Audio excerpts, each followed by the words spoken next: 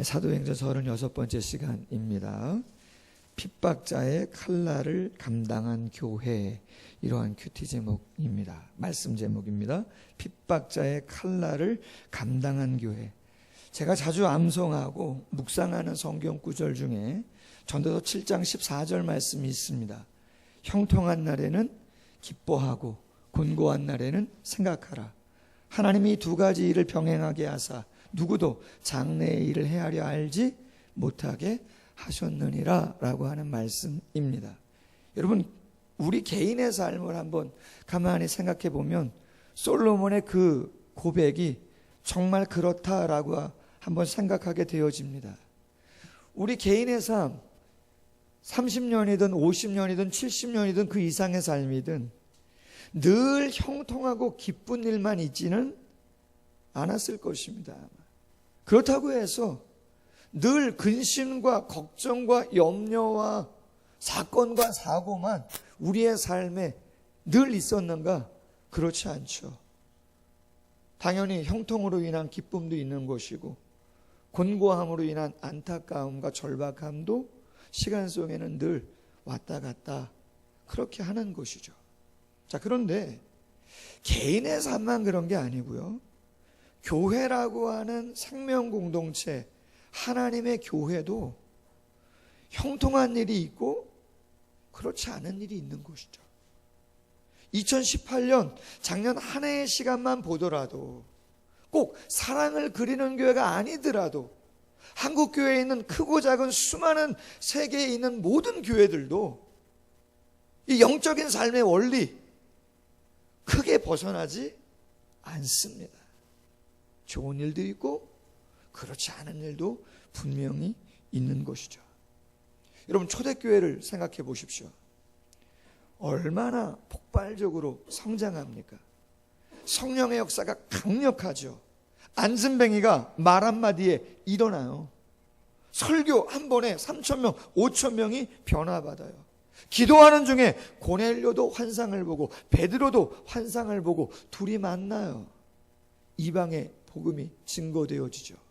더 넓게는 로마 제국시대의 3대 도시 가운데 하나였던 안디옥의 복음이 증거되어지고 능력이 나타나자 그리스도인이라고 하는 칭함을 받게 되어지고 놀라운 역사가 안디옥이라고 하는 대도시에서 일어나는 모습을 보게 되죠.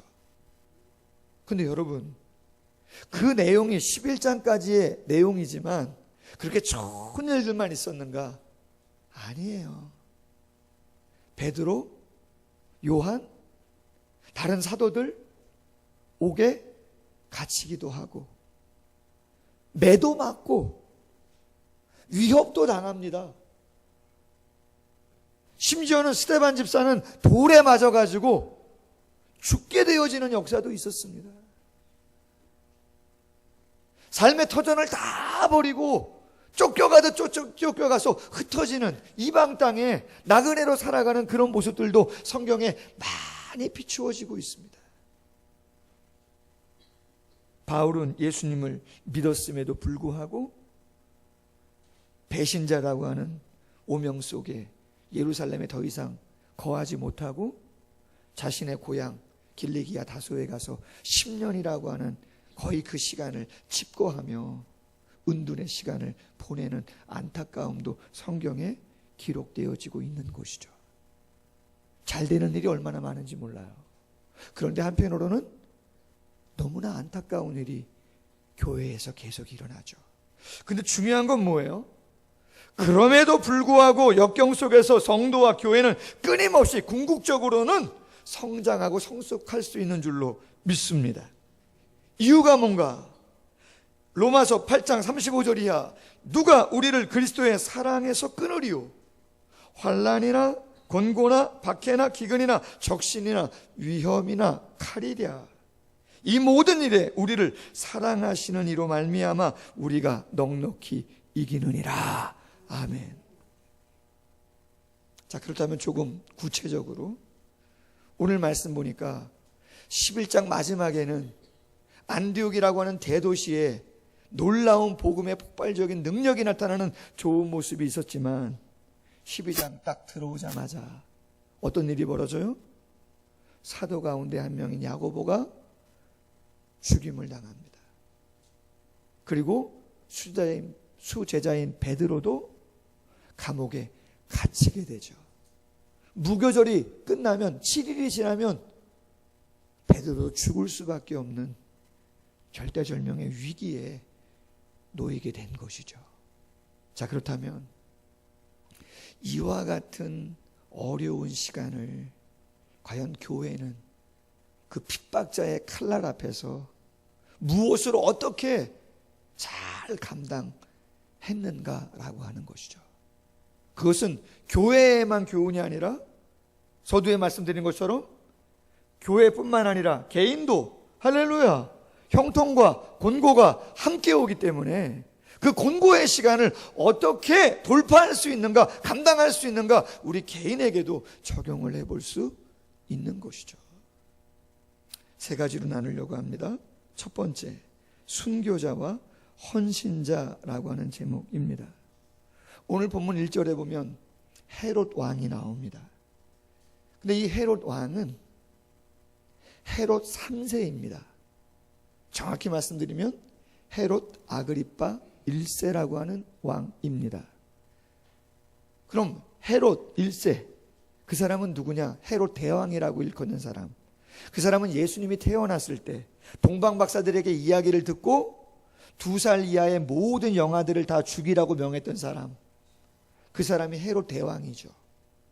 아주 무시무시한 잔혹한 사람이죠. 그러면 헤롯 2세는 누구냐? 헤롯 안디바, 헤롯의 아들이죠. 동생의 아내를 자기 욕정을 채우기 위해서 빼앗아 온 사람이죠. 그것을 세례 요한이 잘못됐다 이야기하자 기회를 엿보다가 자신의 와이프가 된 헤로디아, 그의 딸 살로메가 춤을 춰 무엇을 원하는가? 나라의 절반이라도 주겠다고 했을 때 세례 요한의 목을 요청할 때 조금 고민하는 척하다가 의인 세례 요한을 참수했던 사람이 헤롯 안디바입니다. 그리고 오늘 본문 헤롯 3세, 헤롯 아그리파 1세라고 일컫는 사람 똑같아요. 예수님의 사도 야고보를 참수하죠. 그리고 베드로도 죽이려고 하는 것이죠. 여러분, 1장부터 11장까지 교회 공동체의 고난은 유대인들 가운데의 종교 지도자들이 자기들의 기득권을 놓지 않고 빼앗기지 않기 위해서 그리스도인들을 핍박한 거예요. 그러나 오늘 본문에 나오는 이 12장의 헤롯 왕의 핍박은 왕이잖아요. 분봉왕일지라도 왕이에요. 국가의 권력을 가지고 조직적으로 그리스도인들을 핍박한 것이에요. 정치적인 목적을 가지고 아주 잔혹하게 그리스도인들을 핍박한 거예요. 빠져나갈 구멍이 없는 거예요, 여러분. 어떻게 보면. 자, 그런데 초대교회는 순교자가 있었고 헌신자가 있었다는 거예요. 아멘. 홍 집사님, 어제 충남 서천에 있는 성경전래 기념관, 저도 신학교 다닐 때 200년까지는 되지 않았다고 배웠는데 2000년 넘어서 2000년 초반에 한 고등학교 선생님께서 역사책을 보시다가 고증을 보다가 충남 서천에 그 지역에 과거에 알고 있었던 시간보다 훨씬 더 일찍 성경이 전래된 기록을 보게 된 거죠. 그래서 역사학자 되시는 분들, 저희 교단의 총신 역사학과 교수이신 박영교 교수님도 같이 고증에 참여하셔서 확증을 해가지고 지금으로부터 약 200년 전에 그곳에 킹 제임스 버전이라고 하는 17세기 초에 번역되었던 아주 유명한 그 성경책이 동인도 회사의 일원이었던 신앙인의 선장을 통해서 우리나라의 전례가 되었다라고 하는 것을 알게 된 것이죠. 그런데 여러분, 지금으로부터 약 200년 전에는 우리나라가 세국 정책을 폈을 때예요. 척하비를 세우고 막 병인양요, 신묘양요 뭐 이런 거 있잖아요. 천주교인들도 수없이 죽었고 개신교인들도 쉽지 않은 그러한 상황이었습니다. 그런데 선장 정도 되면요, 굳이 올 필요 없어요. 이 땅을 밟을 필요 없어요. 그런데 무슨 감동이 있었는지 하나님께서 감동하셔서 이 땅을 밟게 하시고 이 땅에 성경책을 줄 수 있는 은혜를 주신 줄로 믿습니다. 그 이후에 토마스 선교사님 대동강에서 참수당하면서 성경책, 한문 성경책 주신 거죠. 수많은 선교사님들 그 쪽복음 번역하시기 위해서 그 젊음과 그 가정과 고국 다 뒤로 하고 만주라든가 다른 곳에서 유학 가 있는 백홍준이나 서상용 이러한 사람들과 함께 팀을 이루어서 성경을 번역하면서 평생을 보냈던 분들도 상당히 많은 것이죠.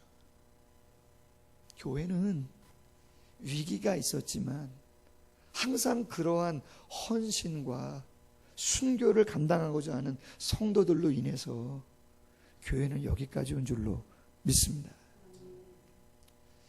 저도 설교를 준비하면서 조금 묵상한 부분인데, 여러분, 야고보 스데반은 첫 번째 순교자고요, 평신도 가운데. 야고보는 12사도 가운데 첫 번째 순교자예요. 근데 그 야고보는요, 형입니다. 요한의 형. 요한의 형. 그런데 여러분, 형만은 아우 없다 이런 얘기는 들어보셨죠? 아우만은 형 없다 이런 말 들어보셨어요? 아니에요. 그런데 재미난 건요, 성경을 가만히 보세요. 복음서라든지 사도행전을 가만히 보면요, 베드로는 수제자니까 항상 등장해요. 그리고 사도 요한은요, 야고보의 동생인 요한은요, 성품이 좀 온화했는지 처음엔 그렇지 않았음에도 불구하고 많이 바뀌었어요. 그래서 예수님의 품 안에서 늘 거하면서 예수님의 사랑을 독차지할 정도로 많은 사랑을 받았어요. 기사들도 많이 나와요. 그런데 야고보는 어때요? 동생에 비해서 형임에도 불구하고 그렇게 많이 나오지 않아요. 여러분 같으면 어떻게 하실래요? 좀 시기심이 들겠어요? 안 들겠어요? 안 들어요? 여러분들은 항상 목사보단 좋으시더라고. 할렐루야. 좋습니다. 근데 야고보는 절대 미워하거나 시기심을 갖지 않았어요. 특별히 베드로와 요한이 2번씩이나 옥에 갇혔었습니다. 2번씩이나. 그때 예루살렘 교회의 성도들을 모아서 함께 기도하며 거룩한 기도문으로 하나님께 영광을 돌리고 능력을 경험케 했던 사람이 누군가?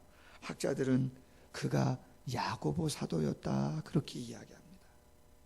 할렐루야. 명예에 치우치지 않고 힘에 치우치지 않고 교회 공동체가 힘들고 어려울수록 앞장서 더 많이 기도하자고 동기를 부여하면서 애썼던 사람이 야고보 사도다, 그런 것이죠. 그리고 때가 되어 자신의 목숨을 하나님께서 원하실 때 그 목숨까지도 하나님께 내어놓은 사람이 야고보라는 거죠. 교부 중에 터툴리아는 이런 말을 했습니다. 순교자들의 피는 교회의 씨앗이다. 아멘. 순교자들의 피는 교회의 씨앗이다. 베드로, 안드레, 시몬은 십자가에 죽었습니다. 베드로는 예수님께서 십자가에 달려 죽으셨는데 나는 거꾸로 달려 죽을 수밖에 없겠다. 예수님이 바로 죽으셨다면 나는 거꾸로 죽어야 된다. 안드레, 십자형의 형틀에 예수님이 죽으셨다면 나는 X자형에 죽어야겠다. 마태와 야고보는 칼에 찔려 죽고, 작은 야고보는 톱에 켜 죽고, 유다는 화살에 맞아 죽고, 빌립은 참수형을 당했고, 도마는 창에 찔려 죽었고, 바돌로메라고 하는 사람은 산채로 가죽이 벗겨져 죽었습니다.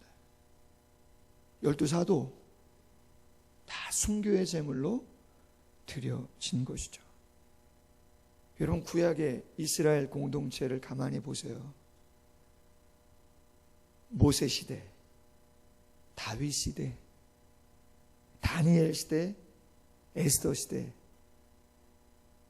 늘 기쁘고 좋은 일만 있었나? 절대 그렇지 않습니다. 힘들고 어려운 시간이 있죠. 히브리서 11장 24절 이하에 말합니다.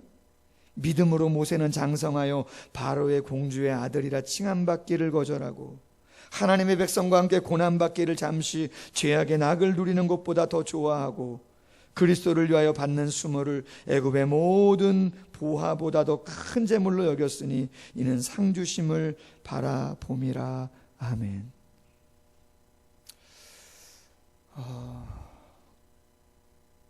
전안에 있는 목회하시는 형님 얘기를 자주 하는데요. 가끔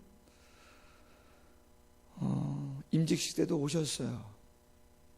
지금은 시골 교회니까 뭐 이렇게 큰 교회는 아닙니다. 가구 수도 100가구도 훨씬 안 됩니다. 지금은. 그런데 자립되었습니다. 그 교회는 한 35년 정도 된 것 같은데 10년 됐을 때 건축 한번 하시고 15년 됐을 때 2층 증축하시고 그리고 자립하셨어요. 그리고 여기까지 왔어요. 그런데요, 제가 개척했잖아요. 그리고 6년 보냈고 이제 7년 차예요. 개척이 그렇게 쉽지는 않죠. 그러나 하나님 앞에서 사람인지라 힘들다, 불평나고 짜증나고 100% 없다 그러면 거짓말이에요. 그러나 제 마음속에 정말 불평하고 원망하는 마음속으로 또 막 그렇게 목회 자체가 물질의 부요가 아니고 좀 궁핍함이나 어떠한 그러한 것들로 인해서 정말 하나님께 불평한 적은 없습니다. 잘 들으세요. 왜 그런가? 그것은 둘째 형님의 목회를 제가 너무나 잘 알기 때문에 그래요. 푸세식 변소에 개울에 가서 물을 떠다가 드셔야 됐고 장의사 6개 있는 곳 뒤에 단칸방 하나에서 말씀드렸죠? 주일학교 학생이 들고 가는 우유, 라면, 여보 언제 우리 저거 한번 정말 원 없이 한번 먹어보겠나, 그렇게 생각하면서 바깥 출입 한 번 제대로 못했던 여러분, 그 교회는 그러한 헌신이 있었기 때문에 세워진 거예요. 아멘? 그러한 헌신이 있고 그러한 감당이 있었기 때문에 35년이 지나서 건축이 되고 증축이 되고 자립이 돼서 그렇게 평안한 시간을 보내면서 그 동네에 영향력 있는 교회가 된 것이죠. 한국교회 어느 유수한 교회, 내노라한 모든 교회도 몇만 명이 모이는 교회도 처음부터 몇만 명이 모이는 교회는 절대 그렇지 않았을 것입니다. 에스더처럼 죽으면 죽으리라, 그 마음 없이는 감당할 수 없었던 것이죠. 제 자신 또한, 우리 사랑을 그리는 교회 모든 성도님들 또한 그러한 마음으로 감당해 주실 수 있기를 소원합니다. 하나님은 그러한 순교적인 마인드와 헌신을 감당하는 성도를 통해서 핍박자의 칼날이 있음에도 불구하고 교회를 든든히 세워지도록 역사하시는 것이죠. 두 번째 제목입니다. 하나님의 능력이라는 제목입니다. 교회에 대한 핍박자의 칼날을 어떻게 감당했나? 그것은 인간의 애씀이 있음에도 불구하고 역시 중요한 것, 빼놓을 수 없는 것은 하나님께서 역사하셨다라고 하는 것이죠. 여러분, 사도행전 5장 17절 이하를 보면 사도들이 옥에 갇혔습니다. 그런데 오늘 본문과 비슷하게 주의 사자가 밤에 옥문을 열어주십니다. 할렐루야! 옥문을 열어주세요. 누가요? 그렇죠, 하나님의 사자가. 기적이죠. 오늘 본문도 보세요. 야고보는 죽었어요. 헤롯이 유대인의 환심을 정치적으로 사고자 베드로도 죽이려고 합니다. 그런데 12장 7절 말씀을 보십시오. 호련히 주의 사자가 나타나 광채 가운데 베드로를 깨워 쇠사슬을 풀어줍니다. 그리고 한번 놓쳤던 전력이 있기 때문에 이번엔 어떻게 보초를 쓰라 그랬어요? 4명이 한 조가 돼서 몇 조를 나눴어요? 4조를 겹겹이 나눴다. 그런데 하나님의 사자가 사슬도 풀어지게 하고 베드로도 깨워주고 옥문도 하나 열리고 또 열리고, 할렐루야, 철문까지 열리고 다 열리고 나아갈 수 있도록 하나님이 도와주시더라는 것이죠. 여러분, 저는 이단도 아니고 사이비도 아니고 뭐 신비주의자도 아닙니다. 그러나 교회는 영적인 능력을 보여주어야 되는 공동체가 되어야 하는 것은 분명히 믿는 목사입니다. 아멘. 대한예수교 장로회 합동 측 목사입니다. 바른 신학을 한 장로교회 목사입니다. 그럼에도 불구하고 성경은 분명히 그 고난과 역경을 이길 수 있는 것은 반드시 하나님의 능력이 있어야 되는 것이라고 이야기합니다. 여러분, 우리 개인, 우리 교회, 그 어떤 한계점 넘어가야 되는데 넘어가지 못할 때 오늘 본문에 있는 말씀처럼 하나님의 능력이 나타나는 교회가 되길 소원합니다. 하나님이 거저주시는 민수기 6장에 있는 것처럼 대제사장의 축복처럼 여호와는 얼굴을 너희를 향하여 두사, 할렐루야, 약속을 지키시기를 원하고 은혜를 베푸시기를 원하고 평강 주시기를 원하시는 전적인 그 은혜가 우리 속에 경험되어지기를 원합니다. 그래서 로마서 8장 31절은 말합니다. 일에 대하여 우리가 무슨 말하리요? 만일 하나님이 우리를 위하시면 누가 우리를 대적하리요? 자기 아들을 아끼지 아니하시고 모든 사람을 위하여 내어 주시니가 어찌 그 아들과 함께 모든 것을 우리에게 주시지 아니하겠느냐. 할렐루야. 마지막 3번째, 핍박자의 칼날을 감당한 교회에 무엇이 있었는가? 따라해 보십시다. 성도의 기도가 있었다. 여러분, 오늘 5절, 이에 베드로는 옥에 갇혔고 교회는 그를 위하여 간절히 하나님께 뭐하더라? 기도하더라. 또 한번 유심히 봅시다. 베드로가 주의 사자에 의해서 옥에서 나왔습니다. 그리고 12절 말씀입니다. 깨닫고 아하, 어디로 가야 될까? 그렇지, 마가의 다락방으로 가야지. 마가라 하는 요한의 어머니 마리아의 집에 갔습니다. 그 다음 구절 밑줄 그으셔도 됩니다. 이렇게 되어 있습니다. 여러 사람이 거기에 모여 기도하고 있더라. 아멘. 혼자가 아니에요, 여러분. 여러 사람이 거기에 어떻게 했다고요? 모여서 뭘 하더라고요? 기도를 했다는 것이죠. 여러분, 지난 금요일 큐티 본문을 기억하시는지 몰라요. 마가복음 9장에 있는 본문인데 아들이 있습니다. 근데 그 아들이 아주 어릴 때부터 귀신이 들렸어요. 그래서 말도 못하고 듣지도 못해요. 불에도 갔다가 물에도 갔다가 정말 죽을 고비를 한두 번 넘긴 게 아니에요. 소문을 듣죠. 예수님은 놀라운 기적을 행하신다. 그래서 예수님께 왔는데 예수님이 잠깐 출타하셨죠. 산에 올라간 거죠. 제자들 몇 명을 데리고. 그래서 나머지 제자들에게 부탁하죠. 우리 아들 좀 고쳐달라. 당신들 예전에 그렇게 막 귀신도 쫓아내고 능력도 행했다는 일도 들었는데 예수님만이 아니고 제자들도 고쳐달라고 얘기하죠. 근데 고쳐요, 못 고쳐요? 못 고치죠. 예수님이 오셨어요. 서기관들과 막 변론하고 있어요. 왜 그러느냐? 아이의 아버지가 말하죠. 여차여차했는데 못 고쳤습니다. 우리 아들 좀 고쳐달라 그러죠. 마가복음 9장 22절, 무엇을 할 수 있거든 우리를 불쌍히 여기사 도와주옵소서. 예수님 말합니다. 할 수 있거든이 무슨 말이냐? 믿는 자에게는 능치 못할 일이 없느니라. 그의 아버지가 말합니다. 내가 믿나이다. 나의 믿음 없는 것을 도와주소서.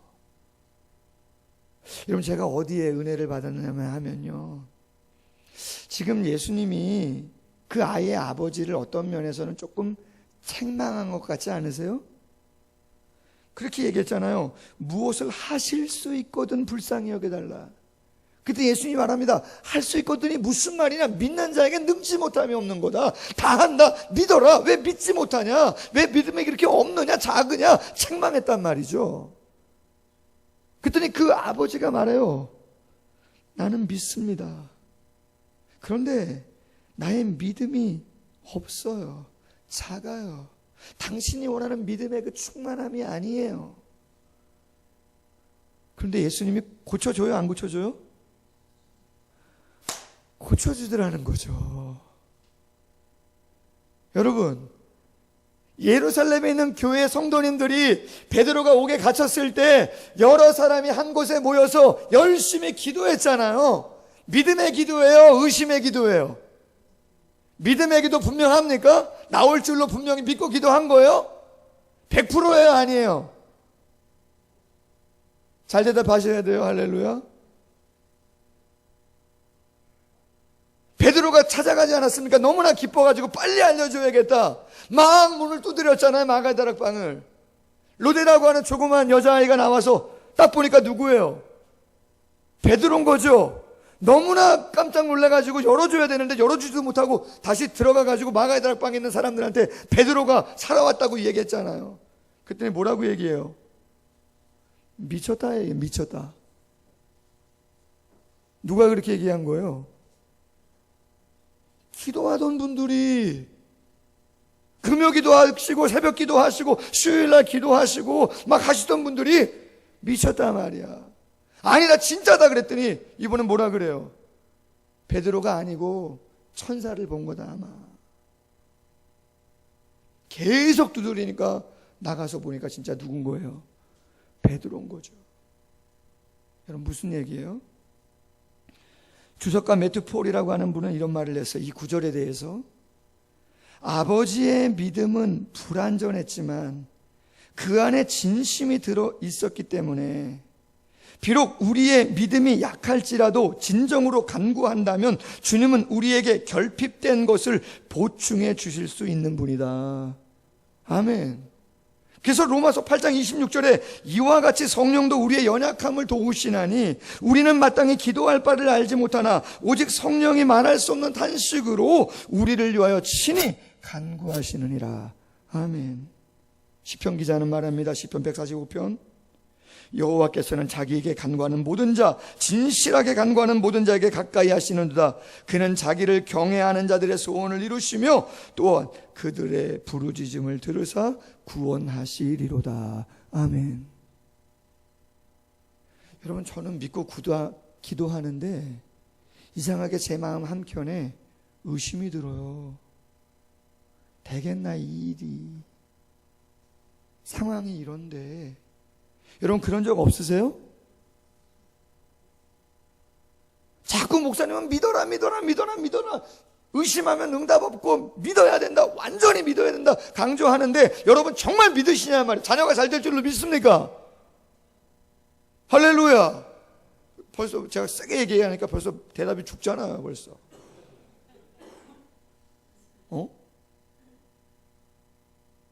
아멘 막 하는데 한편으로는 어떻게 이루어지겠어? 말도 안 되지.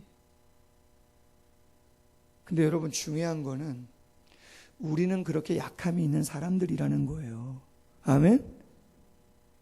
의심이 없으려면요, 이 땅에서는 안 되고 저 하나님 나라 가셔야 되는 거예요. 가기 전까지는 의심이 있을 수밖에 없어요. 그런데 의심이 조금 든다 할지라도 중요한 건 뭐예요? 진정성이에요. 하나님에 대한 경외심이에요. 할렐루야. 그런 마음이 불쑥 든다 할지라도 주님에 대한 진정성을 가지고 경외심을 가지고 간절히 구한다면 우리의 믿음의 결핍을 하나님의 사랑과 은혜와 능력으로 채워주신다는 것이죠. 할렐루야. 제가 개척이 될 것이라고 간절히 금식하며 기도하지만 목양실에 가서 여기에 앉아있는 거하고 목양실에 앉아있는 거하고 왜 이렇게 차이가 나는지 몰라요. 그럼 여기서는 진짜고 저기서는 가짜인가? 아니에요. 똑같은 것이에요. 그게 우린 거죠. 그러나 성령이 말할 수 없는 탄식으로 어떻게 기도할지 모르는 그 상황 속에서도 하나님은 기도해 주시고 역사하셔서 되게끔 만들어 가시는 줄로 믿습니다. 그래서 기도하셔야 되는 거예요. 그래서 기도하셔야 되는 거예요. 말씀을 뵙겠습니다. 어떻게 이런 상황 속에서 교회가 계속해서 여기까지 왔을까? 2000년의 역사 가운데 치욕스러운 시간들도 얼마나 교회 역사 가운데 많았는지 모르고 핍박도 얼마나 많았는지 몰라요. 그 칼날을 다 감당했어요. 어떻게 감당했나? 그렇죠. 야고보와 같은 순교의 마인드, 헌신자의 마인드. 할렐루야. 그거 아니면 한국교회는 소망이 없고 저 같은 목사도 소망은 없는 것이죠. 그 위에 하나님의 능력이 나타나야 됩니다. 아멘. 사랑을 그리는 교회는 능력이 나타나는 교회라고 그렇게 소문 났으면 좋겠습니다. 우리 개인의 능력이 아니지 않습니까? 할렐루야. 하나님이 역사하시는 교회가 되었으면 좋겠고 그 역사를 위해서 우리의 마음이 부족하다 할지라도 그 진정성과 경외심은 변함없이 하나님께 합심해서 기도함으로 하나님이 놀라운 감당을 또 역사를 이어가는 우리 개인과 교회가 되기를 주님의 이름으로 소원합니다. 같이 한번 말씀을 묵상하면서 같이 한번 기도하겠습니다.